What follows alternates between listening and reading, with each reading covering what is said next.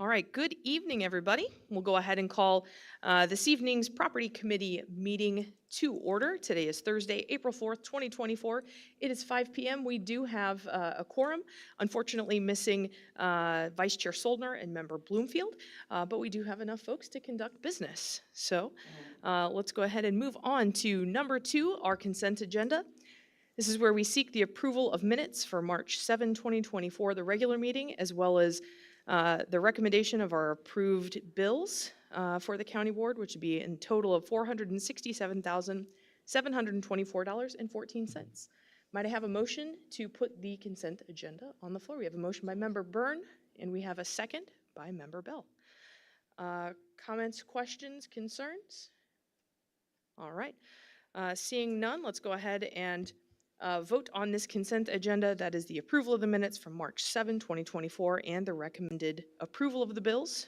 All those in favor, please signify by saying aye. Aye. Any opposed? And the motion passes. Moving on to number 3, the appearance of members by the public or county employees. Administrator Taylor, do we have anyone this evening? Chair Lehman, we've had no requests this evening. We have no one this evening, which moves us right along to item number 4, departmental matters. Welcome, Mr. Gator, our Director of Facilities Management. It looks like we've got one item to be presented for action for you this evening. That would be item number 4AA. That's the, we'll call it 4A1A. That's a request approval of contracts with SACO for security cameras at the Government Center and Health Department. Might I have a motion to put it on the floor for discussion? We've got a motion by Member Tompkins, second by Member Bell.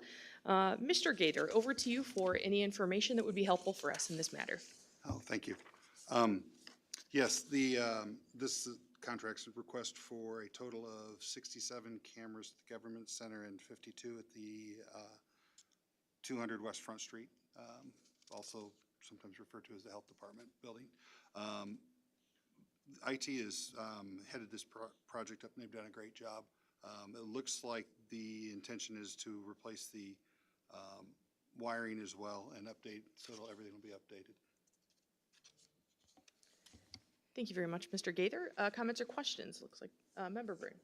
Thank you. I recall in our facilities study, there was a note about multiple generations of security cameras being posted in various places in this building. Would that installation include removal of previous cameras, either used or unused? It will not, but we are actually, the facilities team is working to remove stuff that has in the past been what is referred to as abandoned in place. And we will be circling back with IT as well as admin to remove outdated and no longer used cameras. Okay, thank you. Welcome. Additional questions? Oh, Member Bell, please. The software, does it match up with the one that you had that is previously old? And what is the date on the previous one? I'm sorry, I do not have that information. I know from speaking with our IT department that it does work with the current software we have, but I'm not sure. Are we updating the software on that? Do you happen to know, Tony? The software for this is going to be consistent with the rest of the cameras. SECO is our contractor that we use for any of the problems we have with them. Besides just being the low bid, they're actually a preferred vendor because of the experience and the knowledge of how our system works. So it will be completely integrated with our current camera systems elsewhere. Okay, thank you. Seeing no additional comments or questions, let's put this to a vote. So voting on 4A1A, request approval of the contracts with SECO for security cameras at the Government Center and Health Department. All those in favor, please signify by saying aye. Aye. Any opposed? And the motion passes. Moving along to 4A2, that would be items to be presented for information. We'll go ahead over to you, Mr. Gaither, for item number A. I believe you've provided some information regarding the nursing home remodel. Yes, thank you. This is the informational on the projected project for the nursing home. It'll include the removal of the current ceiling, which is a solid surface ceiling, and integrate a new drop ceiling similar to what's in our corridors and our hallways. It allows access to that area to work on equipment or add additional, such as if we need to update the internet lines or anything like that. It also is including an LED lighting upgrade. That's one of the things that was recognized in the CDEC study as a huge energy saver for our buildings. It'll also include the change of the current domestic hot water. We have a single source of hot water in the nursing home building now. It'll diversify that into multiple areas. So if we have a failure with the hot water system, we would have to move people that live there. And this would give us the opportunity to not have to do that. Might It I- also includes the HVAC update to high efficiency system. The majority of the equipment out there is still the original equipment to the building. We have done a chiller replacement. I believe it was in 2022, but that is the only equipment that has been replaced at that building with the HVAC system.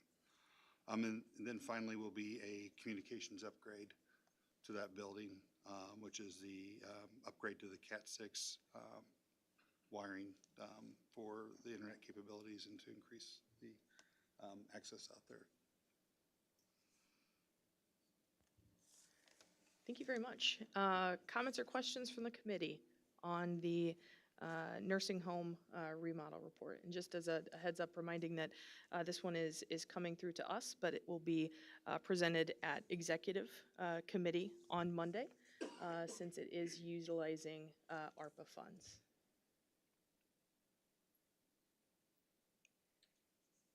And then if I could ask with the adjustment of I believe you said it was the hot water from one source to multiple sources, is that not only for convenience and ultimate safety, but are there energy savings pieces that come out of that?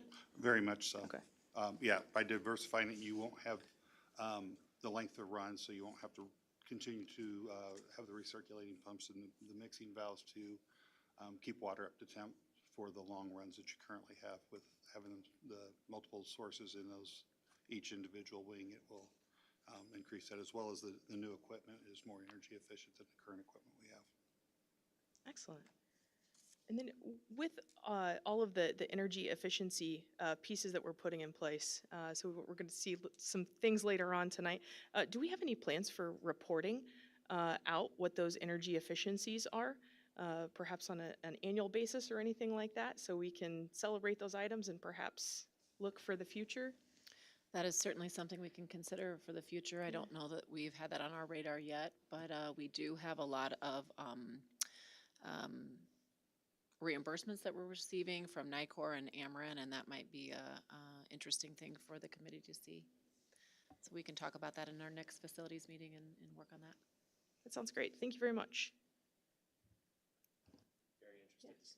Sorry, be interested to see those figures as well, especially the rebates from the various utilities. Thank you. Member Bell. The adjustments of heat, there have been a number of lawsuits where employees have gone into a secure area and turned the temperature up for drawing baths, showers, and everything. Is this a secure area where no one can go in there and, let's say, 98.6 or run it up to 104 degrees?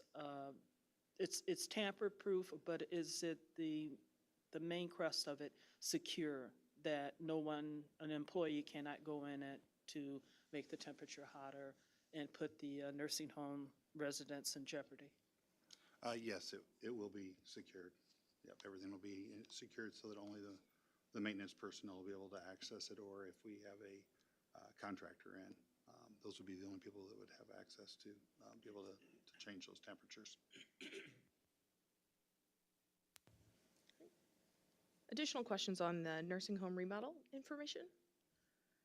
Okay. If we're complete there, then let's go ahead and move on to 4A, 2B. Mr. Gaither with your monthly report. Thank you. We've been busy again this past month. We've got a lot of projects as the weather started to improve that we've been able to get off the ground. And I'd actually like to turn a little bit over to Scott. He's got a couple of our big projects that are really changing the face of McLean County, so to speak. So Scott has started us off with our facade renovation on the Law and Justice Center, as well as started us off with our roof on our Fairview building. So I'd like to let him share those. Thank you. Yeah, we just finished the roof at Fairview. It's having a few problems because of the weather, but the contractor assures us that they will make it right. So if you happen to go by there and see a few shingles off, we're fully aware and taking care of it. The exterior renovation is going very well. It's on schedule. Haven't run into any unforeseen problems. It's going as planned. I don't know if you've had a chance to see it yet, but it's making a drastic difference in the appearance of the building. And they have started painting as well. Those are our two main projects right now. We have a lot of other things going on, but I won't bore you with them. Thank you. I did, under the Law and Justice Center section, I did add a few of the pictures from the facade of the building.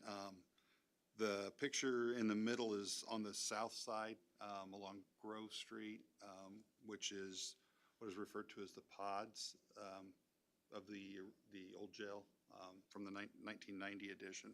There was a lot of tuck point work that needed done back there. So if you look at those pictures closely, you can kind of see what looks like stripes along in there. And those were the areas that were in the worst shape. So they've spent a lot of time. That won't look like that. There won't be stripes on it when it's finished. They just look like it now because they've been in there with their grinders and there's dust. But when they finish that, it'll all be sealed, so it'll be consistent like it was prior. But if you saw those stripes in that picture, I just wanted to explain why they look like that. We've done a couple of safety updates as well as on the outside. The handrails had started to separate where the welds were. So we've had those all welded back up so there's no pinch points or anything where anybody can get hurt if they're walking along and holding onto those handrails.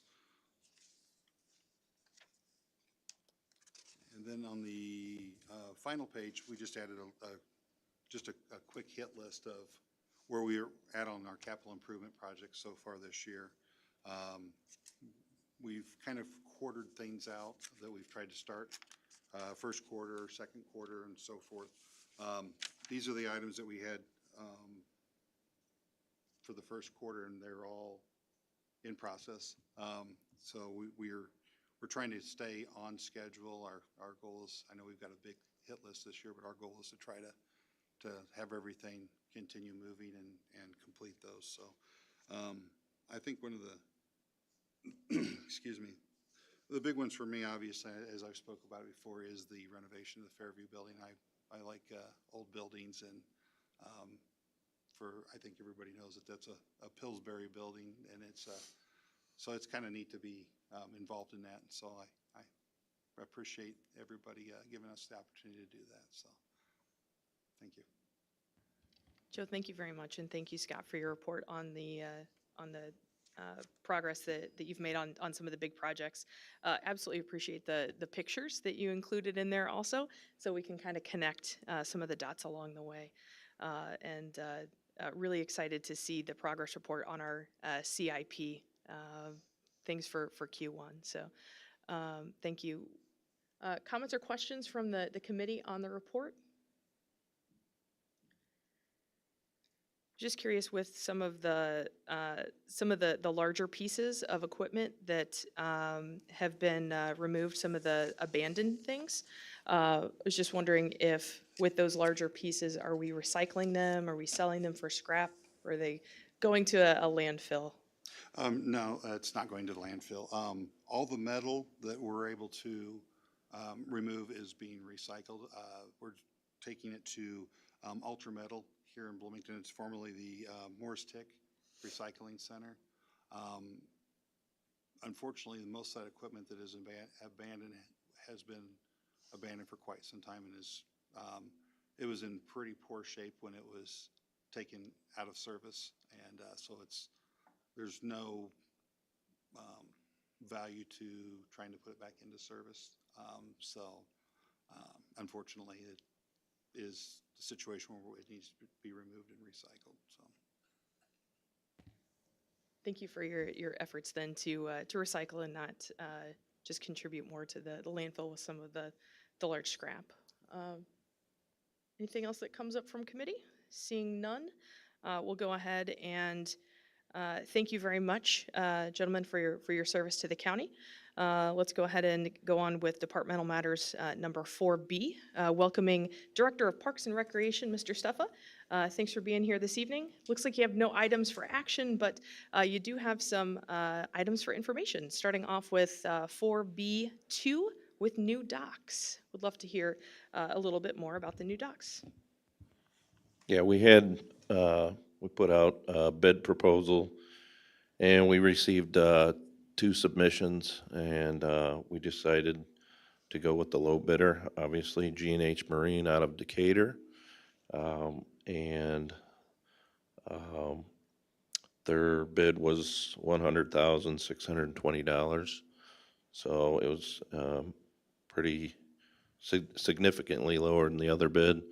But in discussing with them, they met all the items that were put on the scope of work for the bid. Their references were called, and all the references that they provided for us gave them a big thumbs up. So we're excited to get that started. Hopefully we'll get that started sooner than later. We are getting quotes right now for the concrete work that goes in before that. So I'd be happy to answer any questions if anybody has any. Questions from the committee? Just a couple of things I'd love to clarify with this one. Sure. So with it being new docks, are those replacing existing docks or in addition to, so we're expanding our ability to service more boats in the area? And those are new docks, and we'll be expanding our operations. Those will be mooring docks for people to moor their pontoons or their boats. So it'll provide at least 24 new spaces. Excellent news with 24 new spaces for the community to enjoy Kamlara. And then seeing that the finish date for the project is July 1, certainly there's going to be a heavy amount of boating happening beforehand, a lot of folks using the park. Is there any anticipation of disruption of service or experience for boaters and for campers while the construction is in place? There might be some minor things, but I don't see any major obstructions or anything like that. Okay, great. Thank you very much, Mr. Steffa. With no other questions, we can move on to discussing B2B with your monthly report. Yeah, we've just been busy getting things ready for the warm season, if it ever decides to get warm. This weekend is going to be an extremely busy weekend for us. Saturday, in particular, we start taking camping reservations. That's always a big day for us. But we also have the boat rental and bait shop opening, and we have some special events occurring. And we also have some scouts coming in for a volunteer project as well. So, but other than that, yeah, just mostly gearing up for the busy season. We just had our wells tested for the water, so we have our water turned on throughout the park as well. Excellent. Comments or questions from the committee on the general report? All right. Mr. Steffa, thank you so much to you and your team. I know y'all are probably quite busy right now. By your report, it looks like you've been busy and are getting ready to be even more so. So thank you for everything that you all have done. You're very welcome. Let's go ahead and move on to 4C. This is where we get to chat with our County Administrator, Cassie Taylor, who has 3 items to be presented for action. Our very first one is the request approval of the placement of a historical marker on the old courthouse square. Might I have a motion to put this one on the floor? We've got a motion by Member Byrne. It looked like we had a second by Member Tompkins. Administrator Taylor, over to you.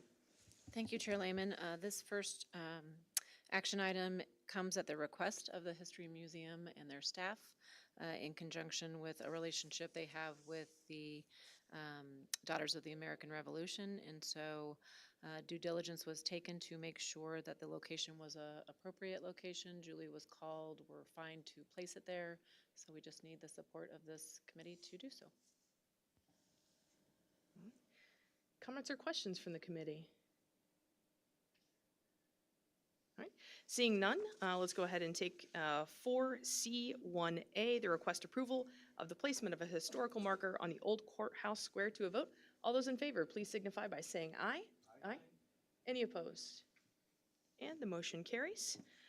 Moving right along to 4C1, I'd like to suggest that we take items B and C together. Are there any concerns with combining B, the request approval of a grant agreement, or C, the request approval of the emergency appropriation ordinance together? All right. Then let's, seeing them as combined, might I have a motion for C1, B, and C, the request approval of the grant agreement between the State of Illinois Department of Natural Resources and McLean County, and the request approval of an emergency appropriation ordinance amending the McLean County fiscal year 2024 Combined Annual Appropriation and Budget Ordinance, IDNR grant. We have a motion? We got a motion by Member Byrne. It looks like we have a second by Member Bell. Administrator Taylor, information from your standpoint. Thank you once again. So this is a grant that we've been awarded, $20,000 from IDNR to complete an appraisal on a abandoned railroad right-of-way. It's hard to say. And so this appraisal would be the first step in us attempting to expand the trail along that railroad track. So we're very excited to be able to move that project forward. It has been on our capital improvement plan for a while, and we've finally been able to jump through some hurdles to get this done. So this grant, receipt of this grant would be one of the first steps. Wonderful news. Exciting to hear perhaps a first in many big steps along the way. Comments or questions from the committee? Member Byrne. Would this be part of the Constitution Trail system then? Yes, I believe so.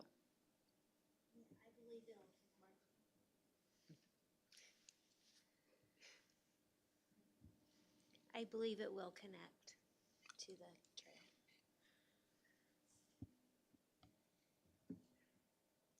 I have one more comment. Yeah, absolutely.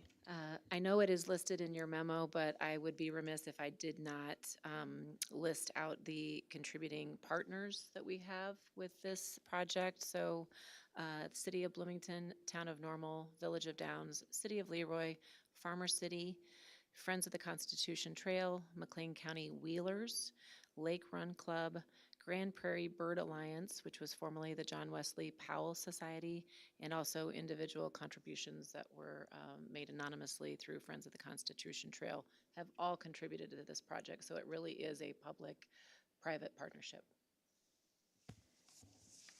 Thank you very much for calling attention to that partnership. Final questions? Member Byrne. Just looking at the form, it says there is an existing rail line that, am I reading this correctly, that runs parallel to this right-of-way? Do we know if there is an active rail line that runs in close proximity to this pathway? It is an abandoned rail line.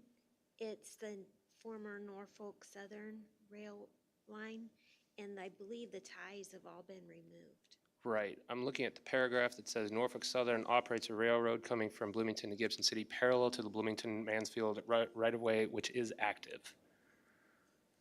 So my question is not the existing one where the ties have been removed, is the existing trail, how close, I guess, is it? And I guess, is that going to be included in part of the study? Is there going to be some kind of vision or safety work, or how close is too close to existing railroad right-of-ways?